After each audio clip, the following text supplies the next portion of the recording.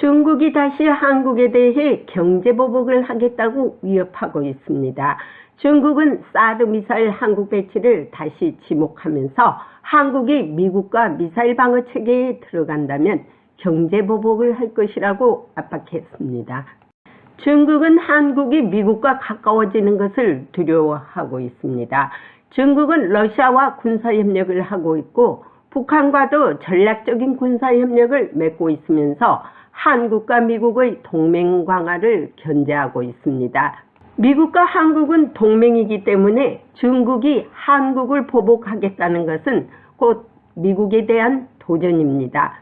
방어용인 사드는 주한미군을 보호하기 위해 미국이 한국에 배치해 놓았습니다. 한국의 사드 배치로 인해 중국으로부터 경제보복을 받는다면 미국은 동맹을 지켜야 할 책임이 있습니다.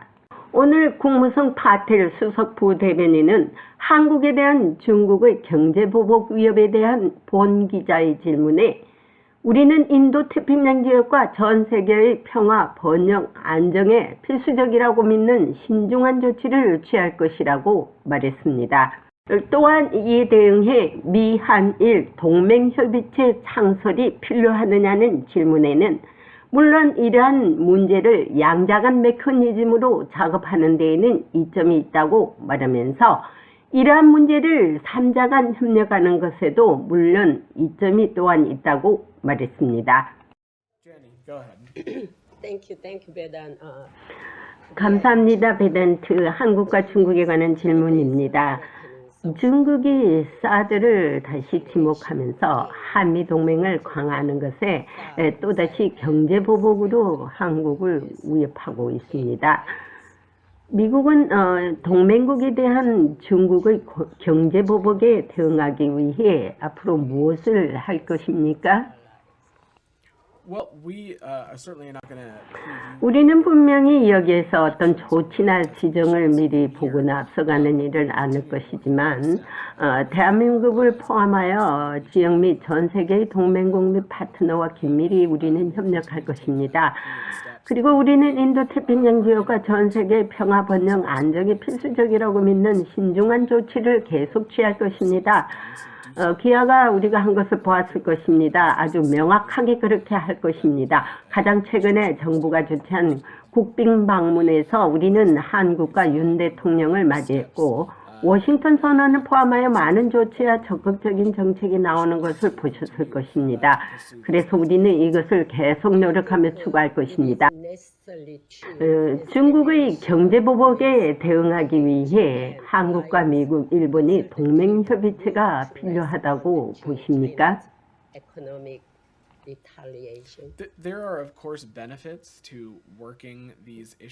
물론 이러한 문제를 양자간 메커니즘으로 작업하는 데는 이점이 있고요. 물론 이러한 문제를 3자간 협력하는 것에도 이점이 있습니다. 우리는 한국 및 일본과 중요하고 긴밀한 파트너십을 맺고 있습니다. 우리는 또한 3자간 후원에서 해야 할 중요한 일이 있습니다. 블링컨 장관은 양자 및 3자 관계에서 외무장관과 교류할 기회를 가졌고 앞으로도 그렇게 할 것입니다. 중국과 미국의 패권 경쟁으로 인해 중국의 경제적 강압이 동맹국에 미치고 있는 영향에 대해 미국이 어떤 스탠스를 취할지 모르지만 미국은 동맹국을 보호하기 위해 신중한 조치를 계속 취할 것이라고 말합니다. 한미 양자 간에 해야 할 일이 있고 한미일 3자 간에도 해야 할 몫이 있기 때문에 차후에 미국이 판단해서 필요로 하는 것을 채워나갈 것이라는 의미일 수 있습니다.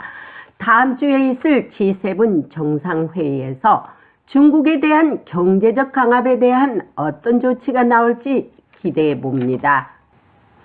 국무성에서 보이스 오브 워싱턴 제니박입니다. 우리 공화당 조은진 대표님 반갑습니다. 날씨가 아름답죠?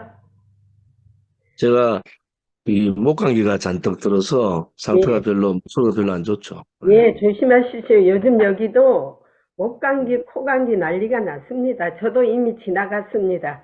예, 네. 고생했어요. 저도 2주 동안. 예. 오늘 하루 이제 또 몸 조심하시고요. G7 그 일본 후쿠시마에서 19일부터 하잖아요. 네. 우리 제니 밖에서는 언제 일본으로 가세요? 여기 시간으로 화요일. 음, 내일, 한국 시간 수요일 날 가시네. 예, 예, 예. 예, 예. 그래서 지금 취재 잘 하시고 준비 좋은 잘하고, 정보 많이 알려주시기 바랍니다. 네네네. 거기서 또 취재 정보들도 할 수 있으면 또 같이 하면 좋고요. 자, 오늘은요, G7도 그렇고, 후쿠시마 오염수에 관해서 얘기를 좀 나누기로 하는데요. 후쿠시마 오염수에 한국 시찰단이 지금 초대돼가지고 간다고 하는데, 그 명색이 시찰단이지, 제가 볼 때 무슨 뭐 안정성에 대한 얘기도 할 수 없다, 평가도 할 수 없다, 그럼 말라고 갑니까? 뭐 방문하러 갑니까? 그게 대해서 상당히 그 이의제기가 많이 있더라고 여기서도요. 그러니까는 이것이 보여주기식이 아니라 실질적으로 우리가 그걸 보고 안정성을 평가를 해야 됩니다. 예를 들어서 IAEA 시찰단이 북한에 가서 핵 그 사이트를 시찰하면은 그것이 어떻게 안정성이 있는지 뭐가 있는지 평가가 나와야 되지 않습니까? 그게 완벽한 것이지 갔다 왔다 이게 무슨 말이 되지 않지 않습니까? 그에 대해서 좀 말씀해 주시시오. 뭐, 오염수 사찰단이라 했다가 이제 시찰단으로 이름을 바꾼 자체가 그렇죠. 이미 그 오염수에 대한 사찰을 하러 간 게 아니고 음, 그냥 가서 일본 측의 입장을 들으러 가는 뭐 그 정도 아니겠느냐. 음, 그리고 만약에 이게 이런 형식적인 시찰을 이제 거치면서 이 구시마 연안의 그 그저 채취되는 어산물에 대한 그러한 부분들을 우리 한국에서 열겠다 그러면 엄청난 저항이 있을 것 같아요. 그래서 섣불리 이 오염수 문제는 접근을 좀 조심스럽게 하는 게 좋다. 음. 그리고 어, 그냥 가서 방문하는 형태의 시찰은 오히려 역효과를 내게 될 거다 이렇게 보고 있습니다. 그렇죠. 방문을 안 해도 요즘에는 줌 미팅이라는데 버추얼로다가 충분히 설명을 할 수 있지. 우선 설명을 들어간다는 것이 말이 안 되는 게 한국이 그렇게 할 일이 없습니까? 설명을 들으러 거기까지 가야 됩니까? 그래서 일본이 이제 정확하게 한국에 대해서 답을 줘야 된다고 생각합니다. 자, 그리고요, 요즘에 저 아주 큰 이슈가 되고 있는 것은요, 중국이 다시 한국에 경제 보복을 한다고 하는데, 이에 대해서 중국이 지금 3D라는 것도 들지 마라 하지 않습니까? 사드 배치하지 마라. MD 방어 체계 들어가지 마라. 그리고 한미일 군사훈련 하지 마라. 이렇게 하고 있지 않습니까? 그래서 지금 한국이 눈치 보느라고 지금 MD에 들어가지 않고 있다는 그 자체가 지금 말이 안 되는 거 아닙니까? 미국하고 MD 방어 체계를 반드시 해야 되는데 그래서 이번 G7에서도 이 중국의 그 경제 강압에 대해서 조치를 취하는 것에 대해서 논의가 될 것 같습니다. 그 공동 성명문에도 나오겠다고 하는데요. 이에 대해서 어떻게 생각하십니까? 경제보복에 대해서 좀. 한국이 지난번 사드 관련해서 경제보복하고 후한국가인 한국에 대해서 굉장히 억압적 행태를 취했잖아요. 그렇죠. 또 문재인 좌파 독재 정권 5년 동안 중국에 대한 굴종 외교, 산불 정책에 대한 부분들은 우리 음, 국가의 국격뿐만 아니라 그 국민들의 품격도 떨어뜨렸잖아요. 그렇죠. 어, 문재인이 그 중국 방문해서 혼밥을 9끼나 혼밥을 먹었고, 근데 그것을 중국 인민들과 교류하기 위해서 뭐 기획했던 거다. 그런 뚱딴지 같은 얘기들을 뻔뻔하게 하고 있는 것이 문재인 정권들의 실체예요. 네. 혼밥을 먹은 자체가 국빈 방문은 아니지만 그래도 정상회담 하러 가서 혼밥을 먹고 있다는 게 외교적으로 그게 가능한 얘기입니까?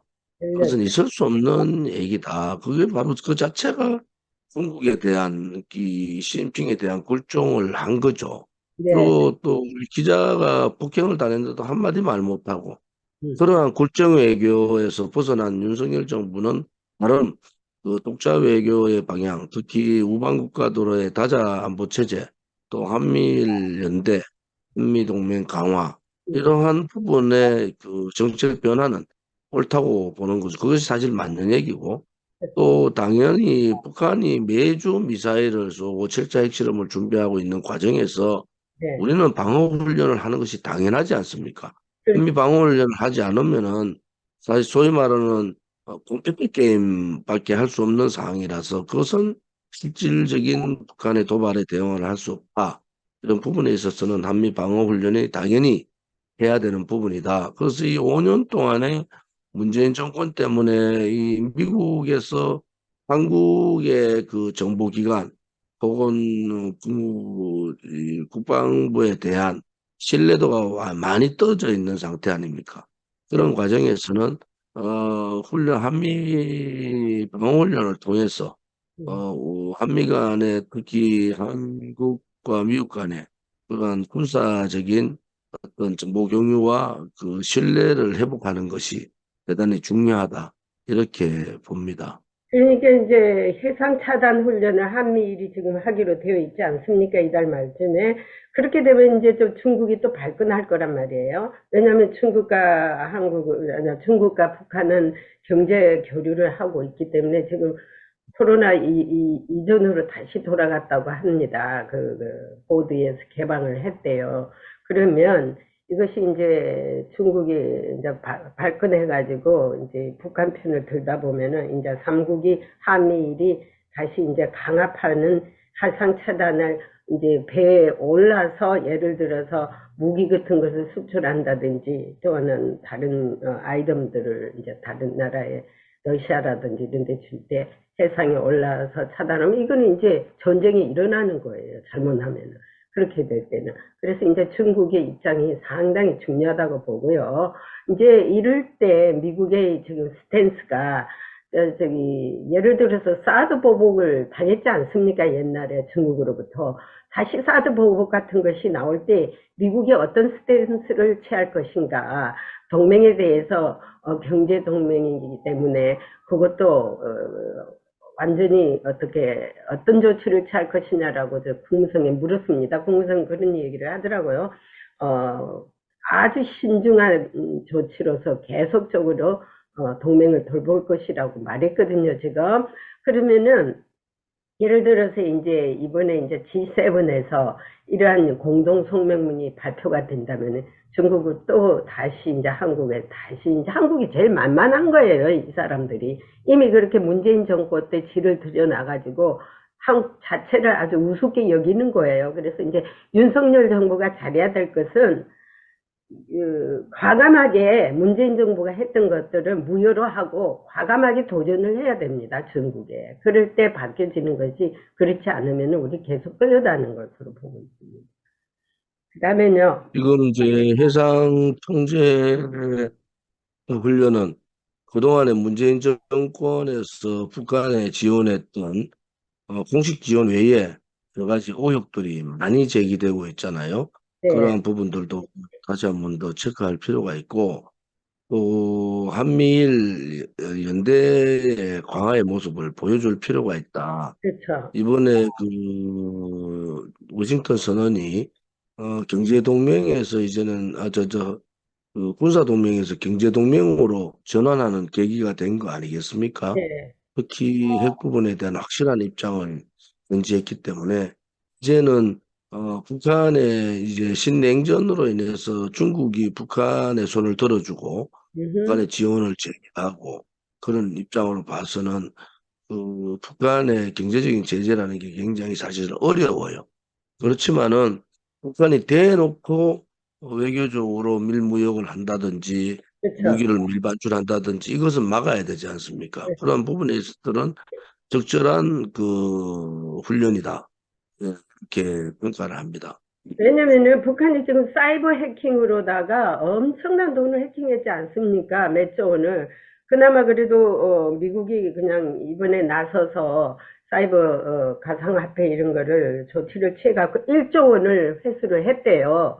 그래서 이제 지금 한미 간에 상당한 공조를 하면서 계속 가상화폐 만이란들이 돈 세탁이라든지 이거를 이제 집중적으로 할 겁니다. 이렇게 되면 이 자금으로 다 미사일 개발도 하고 핵 개발도 하고 그렇지 않습니까?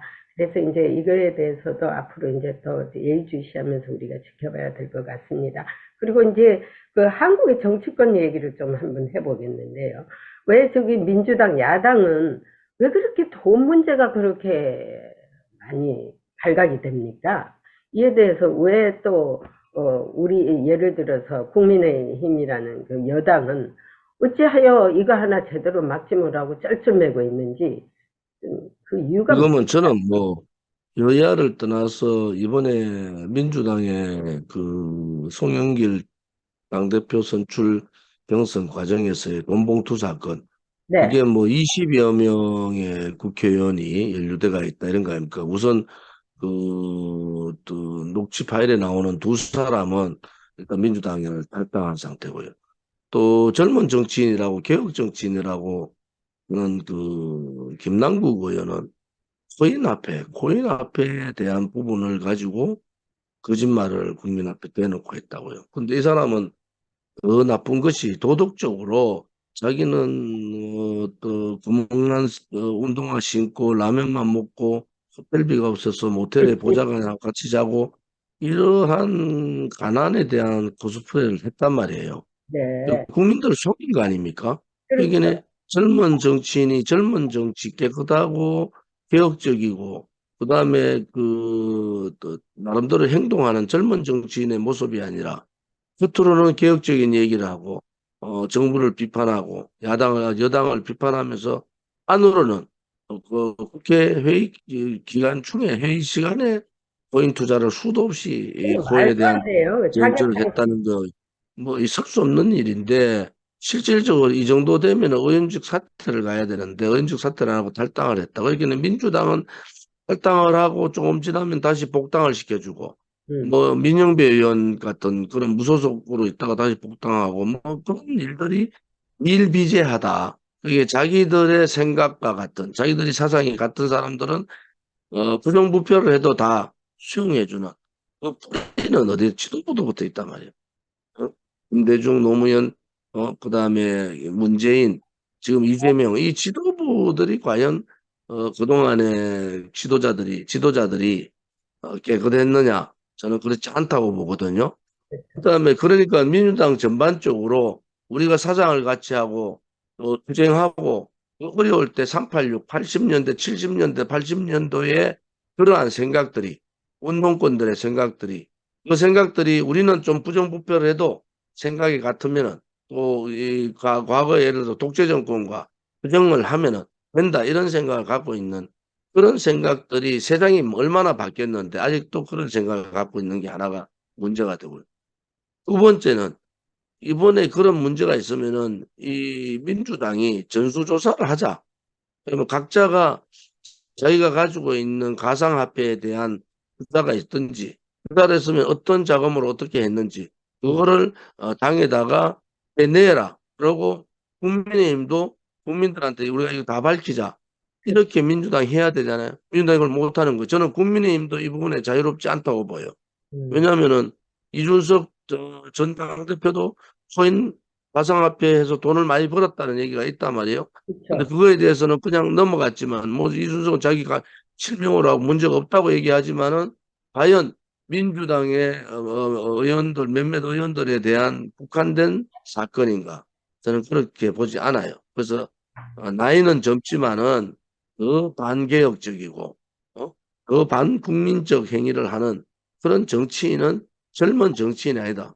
나이만 젊고 얼굴만 젊지 생각은 구태의 구태 정치인들의 전형적인 모습을 보이고 있다. 이렇게 보고 있어서 이 사람들의 퇴출, 이 사람들이 정치권에서 몰아내는 것이 그것이 또한 정치개혁의 하나의 방안이다. 이래 보는 거죠.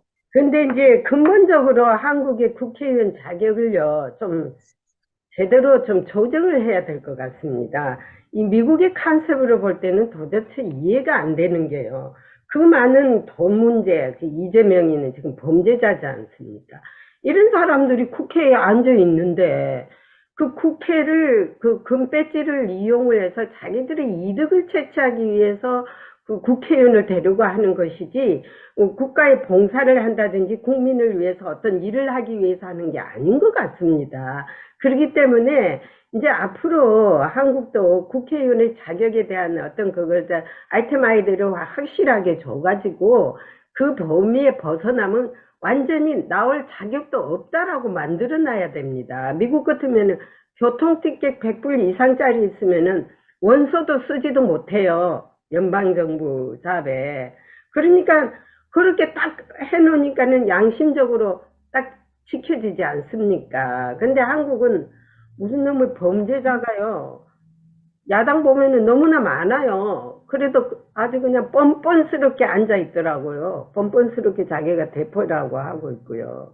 그리고 이제 예를 들어서 김정은이 뭐 저기 얼굴을 초상화를 쬐다, 뭐 북한의 그 인공기를 불태웠다는 그 나쁜 나라의 그 간습이라는 이런 것을 없애기 위해서 정의롭게 하는 자들을 오히려 나쁘게 판단하고 있는 나라가 한국입니다.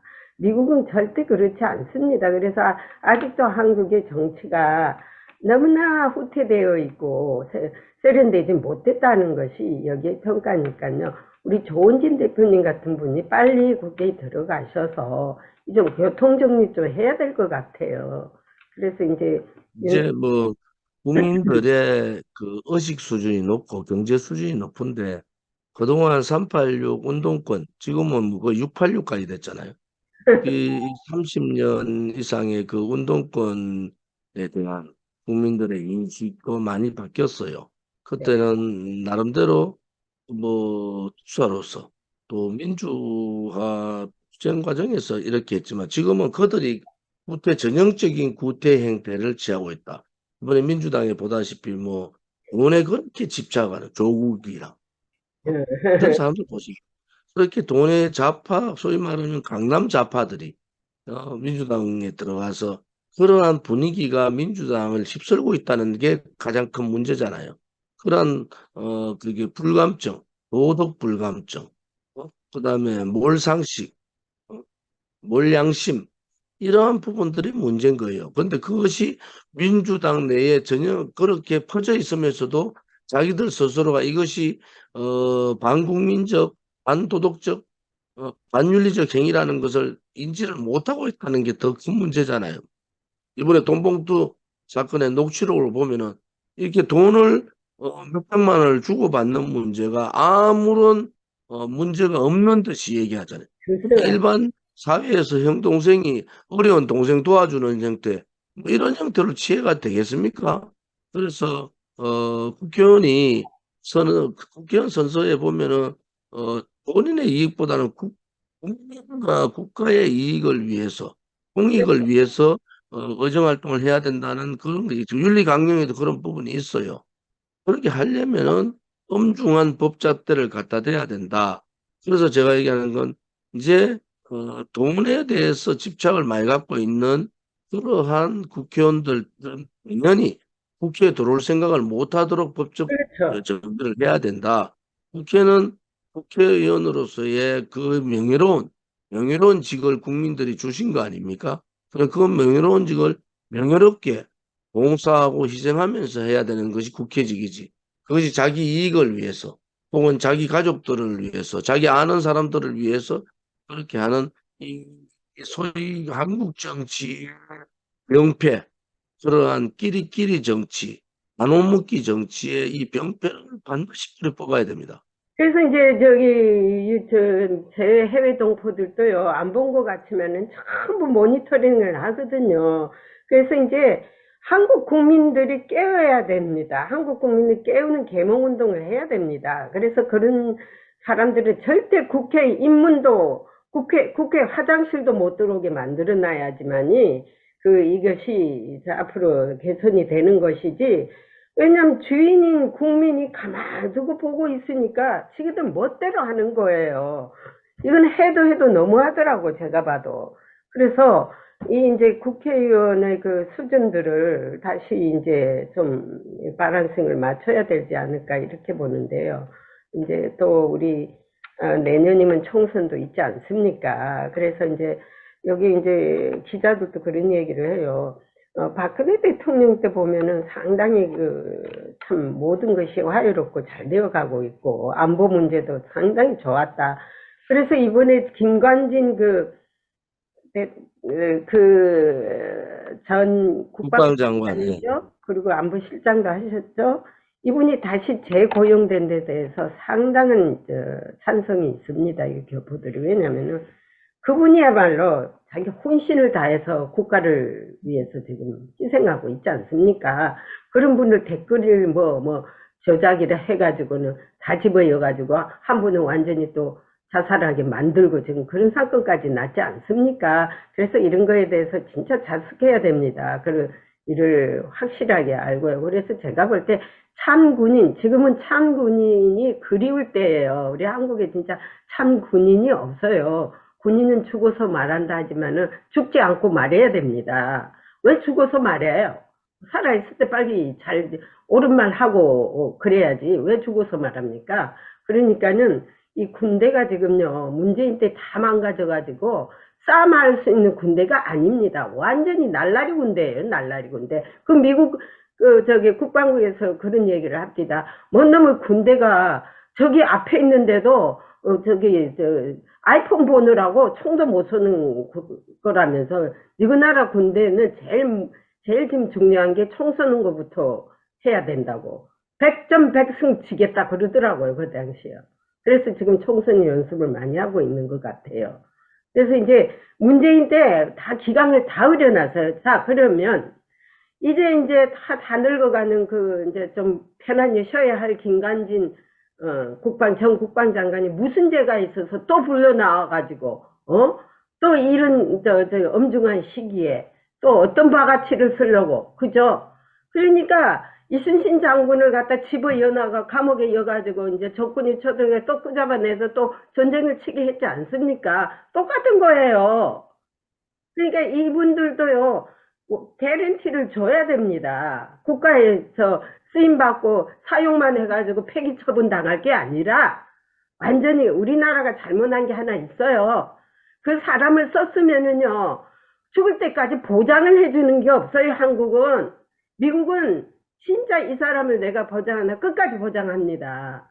우리나라는 중간쯤 어디 폐기 처분해버리지 않습니까? 이것도. 이제 우리나라도 이제 명예롭게 그분들이 명예를 지킬 수 있는 그런 법적 제도적 장치가 필요하죠. 그렇죠. 또 우리나라는 뭐 아무튼 아쉬운 것은 이제 5.16이 얼마 안 남았는데 5.16을 혁명이라 못하고 이 박정희 대통령과 같은 그러한 그래서, 영웅 대접 못하고 있는 음, 이러한 나라의 생각을 좀 바꿔야 된다. 왜냐하면 나라를 건국한 이승만 대통령이나 나라를 이렇게 잘 살게 만들어준 박정희 대통령 이런 두 분의 대통령을 우리는 존경을 당연히 해야 되고 그분들에 대한 국민들의 마음도 제대로 돼야 된다. 그래서 저는 우리가 이제 행사 때마다 세 분 대통령 이승만, 박정희, 박근혜 대통령에 대한 격려를 하는 것은 이분들의 그 뜻을 받들어서 우리가 보수 우파로서의 정당의 이념을 가져가겠다라는 뜻이 굉장히 많잖아요. 그래서 좌파들은 돈을 먹든 성추행을 하든 뭐 이런저런 잡담을 또 영웅을 자꾸 만들어내요. 글쎄 말이야. 영웅, 박원순도 영웅 만들고 노회차이도 영웅 만들고 노무현도 영웅 만들고 다 죽으면 영웅 다 만들고 영웅이 되는 거예요, 저렇게 걔네. 뭐 조국도 저런 거 아니에요. 그래서 우파들도 좀 더 정말 국가와 민족과 국민을 위해서 희생하신 그러한 위대한 영웅에 대한 우리 재평가를 하고 나름대로 그분들의 뜻을 기려야 된다고. 그래야지 우파도 자랑스러운 영웅들이 나타나잖아요. 그렇지 네. 않고 조금만 시간 지나가면은 잊어버리고 좌파들의 준동에 넘어가고 한번 그러한 일들에 대해 있으면 그것을 100% 그들이 잘못한 걸로 이렇게 인정하고 그런 것은 우리 스스로도 좀 반성할 필요가 있다. 그렇게 보죠. 5.16은요, 전 국민이 참 잘하다고 환호를 받으면서 군사혁명을 했던 거예요. 그러니까 성공된 군사훈련이에요. 그걸 가지고 지금까지 군인을 그냥 아주 무슨 죄인처럼 여기는 이런 나라가 되어 있고, 강주가 무슨 민주화가 온 국민이 무슨 뭐 그거를 어그리드 한 게 아니지 않습니까?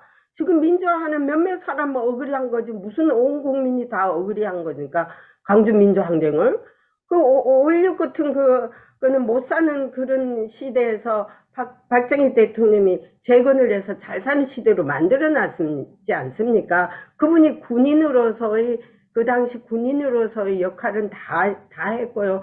또한 대통령으로서 역할을 완벽하게 했으면은 존경을 해야지요.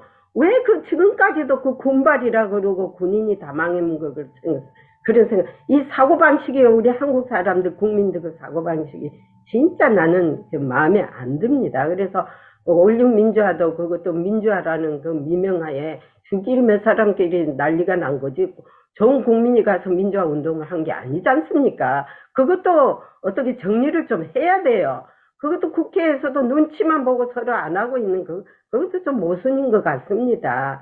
제가 볼 때 이거는 제3자로서 얘기하는 거예요. 지금은 뭐 5.16 특별법 만들어가지고 비판을 한다든지 뭐 그래 하면은 특별법에 걸려요. 그 법을 그래 만들어 놨어. 참 그러니까 전 세계적으로 그러한 법이 여기서요, 없는 팀도 있어. 그저께 5.16 저기 강주 항쟁 그걸 한인의 사람들이 하다가 다 몰매 맞을 뻔했어요. 이번에 교포들이 여기는 얼마나 강한지 아십니까? 그거는 니네끼리 잔치였는데 그게 어떻게 여기까지 와가지고 온 국민이 환영했던 것처럼 말하느냐? 아니지 않습니까? 그건 일부지. 그리고 그거를 3대, 4대 죽을 때까지 다 막 그냥 연대로서의 어떤 학점이라 주고 말이야. 그게 공무원들이 거의 다 그 반체제 공무원들이 지금 앉아있지 않습니까? 그러니까 나라가 어떻게 돼갈 수가 없는 거예요, 제대로. 운동장이 기울어졌던 게 바란스가 맞지가 않게 되어 있습니다. 그런 사람들이 여러 요소에 있는 한, 곳곳에 있는 한, 그래서 윤석열 정부가 상당히 힘들 것이라고 저는 생각하는데, 눈치 볼 것 없이 과감하게 정리할 건 정리해야 된다고 봅니다. 예, 오늘은 여기까지 하고요. 안녕히 계십시오. 감사합니다. 예.